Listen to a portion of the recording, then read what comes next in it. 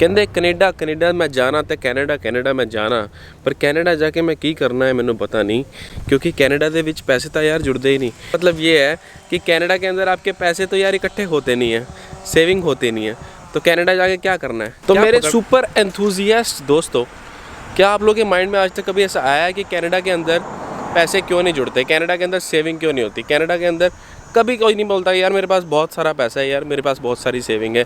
अपने मतलब खास दोस्तों को भी नहीं कभी बोलता। What is up everybody, this is Max Aizaf and welcome back to yet another YouTube video of mine. Today's video is going to be really interesting because we are going to talk about a really intense topic कि Canada के अंदर लोगों के पैसे क्यों नहीं जुड़ते। हम पूरा केस स्टडी करेंगे, पूरा इस चीज़ के बारे में बात करेंगे कैसा क्या है कनाडा के अंदर कि लोग पैसे नहीं जोड़ पाते।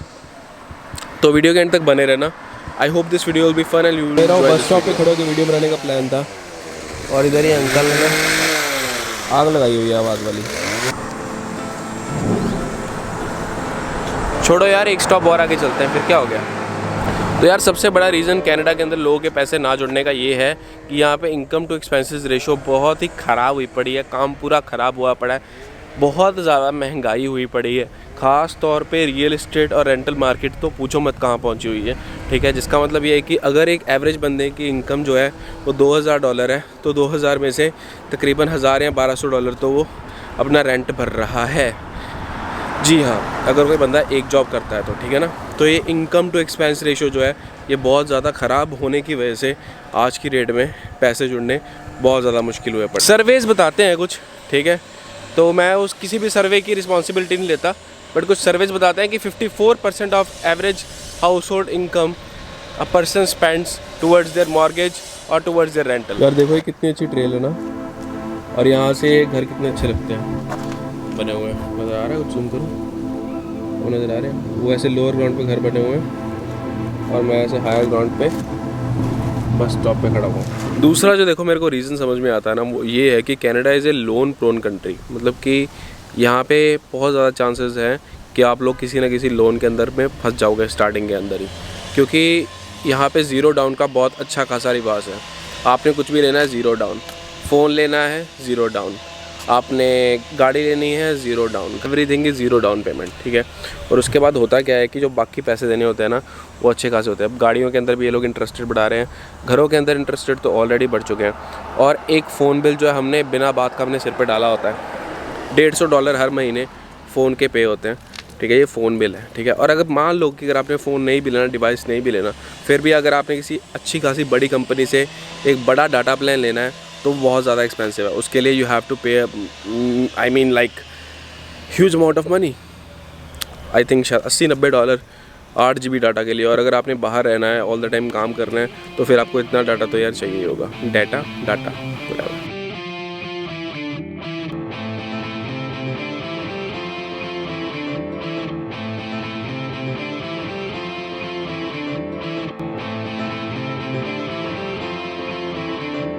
अच्छा, एक बड़ा रीज़न ये भी है कि हम जब लोग यहाँ पे आते हैं ना, most of us we are very मतलब 18 साल 19 साल 20 साल ऐसी हमारी उम्र होती है।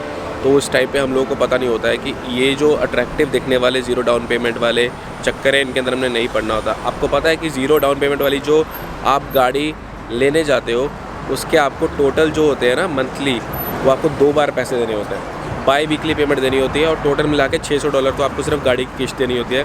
अगर आप मिनिमम टोयोटा कैमरी वगैरह पे लेते हो तो भी। अगर पर हमारे जैसे तो लोग भाई आते हैं वो जैसे डॉज, पोर्श, BMW, ऑडी ऐसी गाड़ी को हाथ डालते हैं। ठीक है, वो तो लीग ही डिफरेंट है हम लोगों की। इसलिए इतने गाड़ी की किस्त आपने महीने की अगर $1200 देनी हो तो फिर पैसे आपके कैसे बचेंगे मुझे बताओ। तो मेरी मानोगे तो यार पुरानी गाड़ी ले लो स्टार्ट में, जब एक बार सेटल वेटल हो गए तब लेते रहना गाड़ियाँ। और गाड़ी का लोन सिर पे चढ़ाने का नुकसान भी बहुत बड़ा है। बताओ क्या, अगर आपके सिर पे गाड़ी का लोन चल रहा है ना, तो आपकी वो क्रेडिट लेने की बाद में जो होती है ना लिमिट, वो कम हो जाती है।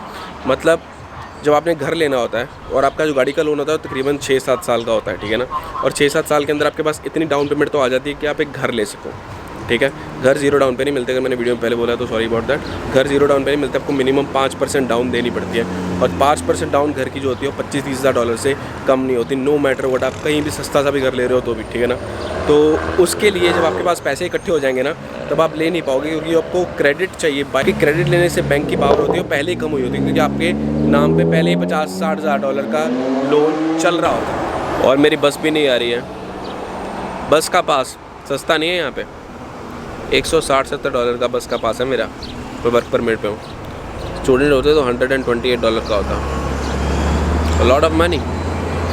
देखो इन्फ्लेशन रेट का तो बहुत बड़ा असर है ही है, ठीक है, बड़ी सीधी सी बात है। किसी टाइम पे इन्फ्लेशन रेट बहुत कम होता था। आई थिंक लास्ट मंथ ही 7 या 8% हिट कर रहा था, which is a lot for first world country like Canada. इतना इन्फ्लेशन रेट मतलब कमाल ही हो गई। इतना इन्फ्लेशन रेट कैसे आ गया समझ नहीं आ रहा। उसी वजह से शायद इन्होंने बैंक के इंटरेस्ट रेट बढ़ाए थे, तो होपफुली अब नीचे आएगा। थोड़ा मेरे को डिक्लाइन जो है इन्फ्लेशन में नज़र आया। पता नहीं मुझे लग रहा है या फिर एक्चुअल में है। मेरा ग्रॉसरी का जो बिल है वो $10-20 कम हुआ, तो मेरे को लगा कि हाँ थोड़ा डिक्लाइन आया है। बाकी I don't know, I mean hopefully आया हो, बट लेट्स सी कि ये कब तक सॉर्ट आउट होता है। क्योंकि इस सारे सिस्टम के ऊपर इन्फ्लेशन रेट इतना बढ़ना इज़ लाइक यू नो क्या बोलते हैं उसको, एकदम से सारी प्रॉब्लम्स एक साथ आने। अच्छा, last but not the least reason जो मेरे माइंड में आज की डेट में आ रहा है कि क्यों नहीं पैसे सेव हो पाते कनाडा के अंदर, वो ये है कि कनाडा ना एक देखा दिखाई कंट्री है ऑनेस्टली, ठीक है। लोग बोलते हैं ना कि यहाँ जज नहीं कोई करता, सही है, जज कोई नहीं करता, पर खुद को जज सारे करते हैं। हर कोई देखता है कि अगर दूसरा बंदा जो है वो फलाने अच्छे रेस्टोरेंट में जाके खा रहा है तो मैं भी वहीं पे जाके खाऊंगा। दूसरा बंदा जो है वो इतनी टिप दे के जा रहा है तो मुझे भी इतनी टिप देनी है, ठीक है। वो इंसान जो है वो सस्ते नहीं बड़े जिम में जाता है तो मेरे को भी सस्ते नहीं बड़े जिम में जाना है। लोगों को पब्लिकली ये बोलने में प्रॉब्लम है कि वो फ्रीडम मोबाइल के कस्टमर हैं, वो बेल या टेलिस के कस्टमर नहीं, क्योंकि बेल और टेलिस बड़ी कंपनी है, उनको यूज़ करने वाले लोगों को क्लासी समझा जाता है, ठीक है। मतलब ये खुद के माइंड के परसेप्शंस हैं जिसकी वजह से लोग इस बबल की वजह से बाहर नहीं निकल पाते हैं, और उस बबल के चक्कर में लोग ज़्यादा पैसे खर्चते हैं। आपको लगेगा यार क्या ये कोई इतनी बड़ी बात थोड़ी है, बट ऐसे छोटे करते ना आप कब महीने का $1000 ज़्यादा खर्च देते हो आपको पता नहीं लगता, ठीक है। तो इस चीज़ पे कंट्रोल रखना बहुत ज़्यादा ज़रूरी है। आपको पता होना चाहिए कि आपकी चादर कितनी बड़ी है, उसके हिसाब से अपने पैर पसारने हैं। हो सकता है जिस इंसान को आप कॉपी करने की कोशिश कर रहे हो ना, वो इंसान 10 साल से कनाडा में बैठा है और आपका दूसरा साल है। You can not do it. 10 साल में वो बंदे ने अपनी चादर इतनी बड़ी कर ली है कि पैर पसार के खुद पैसे फिर भी जमा कर सकता है, ठीक है। बट उसके चक्कर में आपने ब्रोक हो जाना, आपकी सेविंग नहीं हो पानी। तो ये कुछ रीज़न है जी। पहले 2-3 साल के अंदर लोगों की सेविंग नहीं हो पाती, चीज़ें समझने में उनको टाइम लग जाता है। तो आई होप यार ये वीडियो जो है आपको अच्छी लगी हो। वीडियो को लाइक कर दो जी, शेयर करो अपने दोस्तों के साथ, सब्सक्राइब करो मेरे यूट्यूब चैनल को मैक्साइज लाइफ को। मिलते हैं आपसे अगली वीडियो में। और हाँ, अगर इंस्टाग्राम पर फॉलो करना है तो मैक्साइज लाइफ, ठीक है, सेम ही नाम है। चलो see you guys, take care, peace out.